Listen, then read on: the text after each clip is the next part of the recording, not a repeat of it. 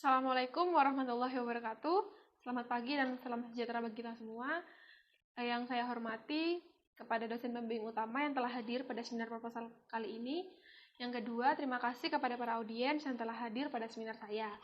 Judul penelitian saya yakni produksi silosa sebagai substrat pembuatan silitol dengan perbedaan proses lignifikasi ampas tepung singkong. Yang melatar belakangi penelitian saya yakni singkong merupakan produk lokal yang dapat digunakan dan dimanfaatkan sebagai tepung singkong, di mana pada produksi tepung singkong, ampas tepung singkong dan kulit singkong yang dihasilkan sebagai limbahnya sebanding dengan tingginya produksi tepung singkong. Padahal menurut Nauvalia dan Condro 2004, pengolahan 1 ton singkong dapat menghasilkan ampas tepung singkong sebanyak 0,1 ton, di mana ampas tepung singkong sendiri mengandung sejumlah komponen penting dan antara lain protein, lemak, serat, dan abu. Di mana menurut Amenagawon tahun 2014, serat pada ampas tepung singkong berlignoselulosa mengandung selulosa sebanyak 36,6%, hemiselulosa 21,3%, dan lignin sebanyak 17,3%.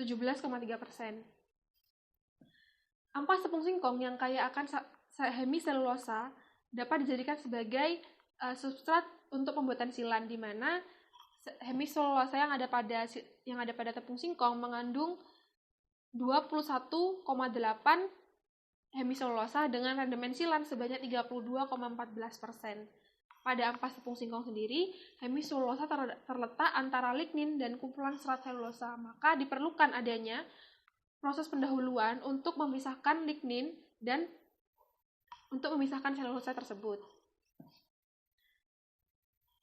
Proses pendahuluan yang dapat dilakukan yakni dengan melakukan proses delignifikasi. Proses delignifikasi ini berperan untuk meningkatkan aksesibilitas enzim dalam menghidrolisis komponen selulosa dan hemiselulosa yang ada pada serat tersebut. Perlakuan pendahuluan atau proses delignifikasi ini dapat dilakukan secara fisik dengan melakukan pemanasan uap atau pemanasan udara kering, dan dapat dilakukan secara kimia dengan pelarut atau larutan pengembang. Menurut Foodie DKK tahun 1999 dapat dilakukan dengan mengkombinasikan antara perlakuan fisik dan perlakuan kimia, tapi masih belum diketahui bagaimana kandungan silan yang dihasilkan. Dari perbedaan proses lignifikasi tersebut akan dapat mempengaruhi degradasi lignin dan menghilangkan senyawa penghalang enzim agar mempermudah hidrolisis selulosa dan hemiselulosa. Delignifikasi sendiri dapat menguraikan kristinilitas selulosa dan dapat meningkatkan kualitas bahan. Maka dari itu, penelitian ini dilakukan untuk mengetahui kondisi optimum proses delignifikasi untuk mendegradasi enzim, untuk mendegradasi lignin pada ampas singkong dan mekanisme skarifikasi hemiselulosa secara enzimatis menggunakan enzim dari mikroba potensial untuk menghasilkan selulosa sebagai substrat pembuatan silitol. Rumusan masalah pada penelitian saya kali ini yakni untuk mengetahui perbedaan perlakuan pendahuluan dan lignifikasi pada degradasi lignin yang akan mempengaruhi kadar silan yang akan dihasilkan. Yang kedua yakni untuk mengetahui potensi enzim mikroba potensial dalam proses fermentasi silosa sebagai substrat pembuatan silitol.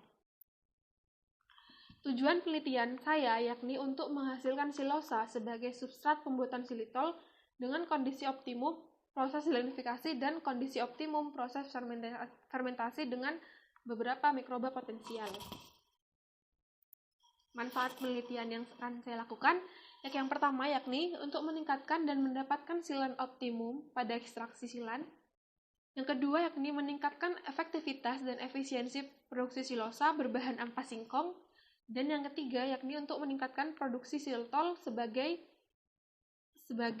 bahan dan berbahan dasar tepung ampas singkong. Sekian presentasi seminar proposal saya pada siang hari ini. Kurang lebihnya mohon maaf. Wassalamualaikum warahmatullahi wabarakatuh.